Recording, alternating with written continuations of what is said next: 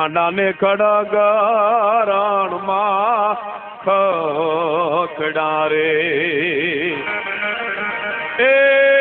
મારી તા તો બેળીઓ ઉતારી માતાજી તા તો ઓલા લડ્યા રે એ વિનાના લશ્કર ભાગ્યા રે મથરાળી મોગલ હણ થઈ ડણકી તું ડુંગર ગાલીએ રે માડી તારી કાળી રે એ લટુ ને કાળો ભેળિયો રે એ માડી તારું આકારું માતાજી તારું આકારું એ ત્રંબકા વર્ણું રૂપ રે મસરાળી મોગલ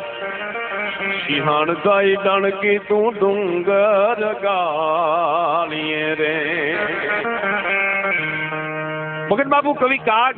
ગીરની જયારે મુલાકાતે ગયા ને ગીરમાં થાતા તુલસીશ્યામની બાજુમાં સરાકડિયાનો નેસ અને સરાકડિયા નેસમાં આ સોનબાઈનું મંદિર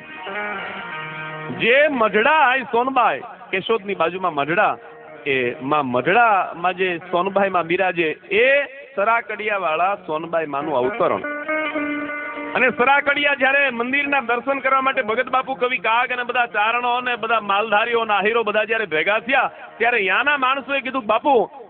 આ હોનબાઈ નું ખાડું એનું ધણ એની બેહું એના વાછરું એના પાડરું ગીરમાં એમને તરી આવે ગીરનો ડાલા મથો એનો શિકાર નહોતો કરતો એનું રક્ષણ કરતો હતો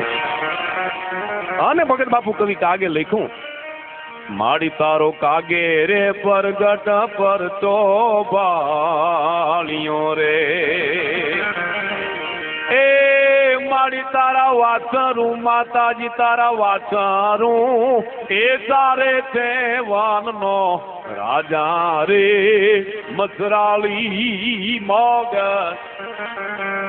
અને આ શક્તિ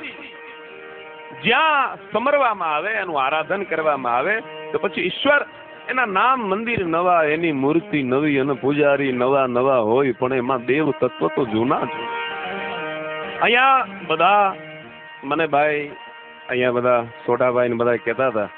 કે અહીંયા બધા એકતા સીરીએ છે બધા ભાવ સીરીએ છે આમ તો આપણે બહુ ગુજરાતમાં બધે સારું જ છે આમ તો સબભૂમિ ગોપાલકી બધે વિશ્વમાં બધે સારું જ હોય ક્યાંક વળી ડખો થતો હોય પણ એ બધું થોડા સમયને માટે હોય છે પણ આ ગામમાં બધા પ્રેમથી રહીએ છે ભાવથી રહીએ છે આહીરો દરબારો અન્ય બધા જેટલા અહીંયા વરણ વસે છે અને બહુ મજાની વાત છે પણ વાત આપણે એ કરી છીએ કે જગદંબાનું સ્મરણ કરવામાં આવે તો હાકલે હાજર થાય બિકાનેરના પિથલ રાઠોડ પૃથ્વીરાજ રાઠોડ એને જયારે દિલ્હીમાં જરૂર પડી અને અકબરની સામે જયારે એને મોરચો માંડ્યો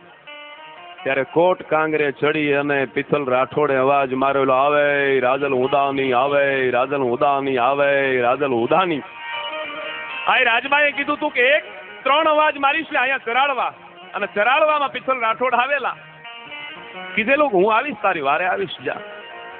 3 અવાજ મારવાનું કીધું 3 હાકલા કરવાનું કીધું 3 હાકલા નહીં પણ એકો અને 3 અવાજ માર્યા આ રાજબાઈ ન આવ્યા માતાજી ન આવ્યા રાજપૂત હિંમત હારી ગયો રાજપૂતાણીને એટલું કીધું ભૂલ મારી છે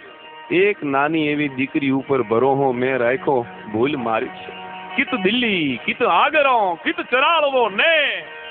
સાદ સુણી જે રાજભાઈ આવે તાપે એ અહીંયા હાડ સાંભળે અને અહીંયા આવે ખરી પણ સોસો સાદ દીએ આય આવતડા નહીં તો ભલે ભલે ભુવણે તને વાતે વંચાવત નહીં એમ હા તે તો 3 અવાજ નું કીધું તું મેં એકો ને 3 અવાજ માર્યા અને છતાંય તું આવી નહીં સોસો સાદ દીએ જો આયા અવતડા નહીં તો ભલે ભલે ભુવણે તને વાતે વંચાવત નહીં હું તો આખા જગતમાં જાહેર કરી દીધું છે કે મારી વારે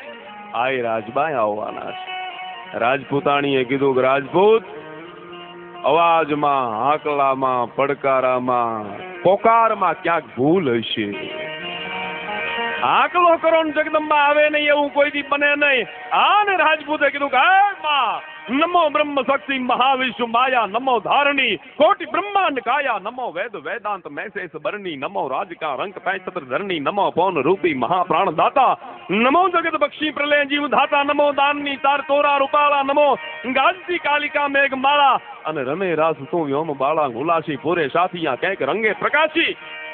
आणि पिसल राठोडना अंतरनो उद्गार અને રૂમઝુમ ઠુમાક રૂમઝુમ ઠુમાક રૂમઝુમ ઠુમાક માના જાંજરનો અવાજ આવ્યો। આંતરવાહી પાઘડી નાખી અને રાજપૂત પગમાં પડી ગયો। માં આટલું મોડું થયું કે રાજપૂત મોડું થાય નહીં। તારો પહેલો અવાજ જ્યારે અથડાનો મારે કાને ત્યારે જ હું અહીંયા આવી ગઈ હતી, પણ હું તો તારે વચને બંધાણી। હું અહીંયા આવી એટલે તે એમ કીધું કિત દિલ્હી, એટલે દિલ્હીને ફરતો આંટો માર્યો। દિલ્હી ને ફરતો આંટો મારીને પાછી આવી એટલે તે એમ કીધું કિત આગરો, એટલે આગરે ગઈ અને આગરે જઈને પાછી આવી એટલે તે એમ કીધું કે કિત ચરાળવો ને, એટલે ચરાળવે જઈને પાછી આવીને એટલે એટલું મોડું થયું, નકર બાપ કોઈ દી મોડું ન થાય। વાત એમ કે છે બચુભાઈ ગઢવી વઢવાણ સ્વર્ગસ્થા વાત માંડતા, વાત એમ કે છે